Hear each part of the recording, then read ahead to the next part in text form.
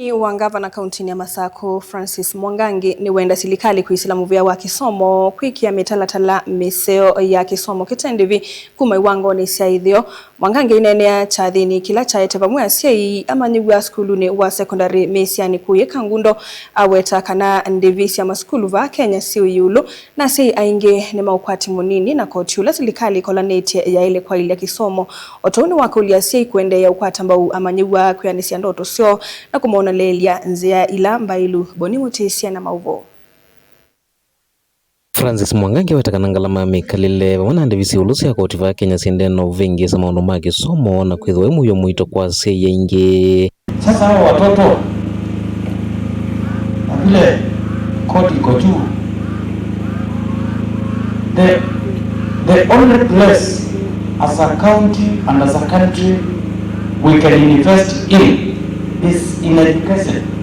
Hawa watoto hakuna mmoja anapaswa kwenda nyumbani because of lack of school fees. Vai kulia serikali vetho na kisomo cha mana kana kitendivi kumanthi vatekwa mbesa imanyisione sia yulu kwithwa manyuala me skulu sia secondary na sia mesingi mekomiletu ni vinda yomo kumana na kisomo cheo kila kikwenda ngalama nene.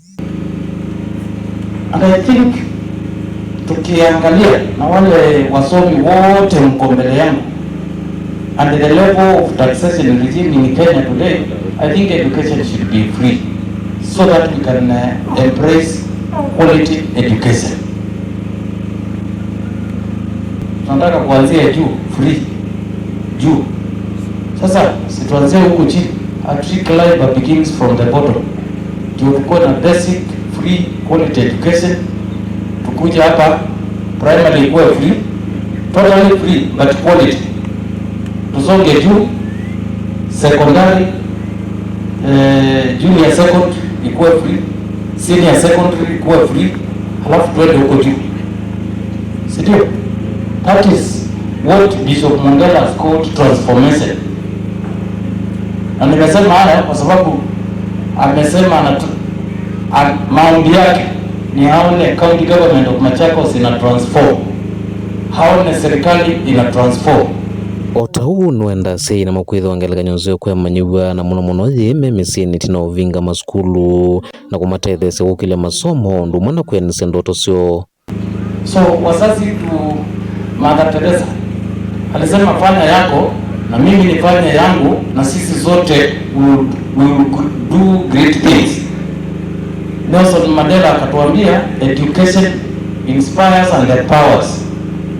Why don't we invest in education in a very good way so that at least we have a country that is fully transformed?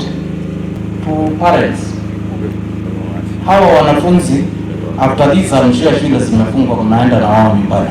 What we did not achieve, we invest in them so that they can achieve at least on our behalf. Can we allow them space to achieve what they want to achieve in life and guide them?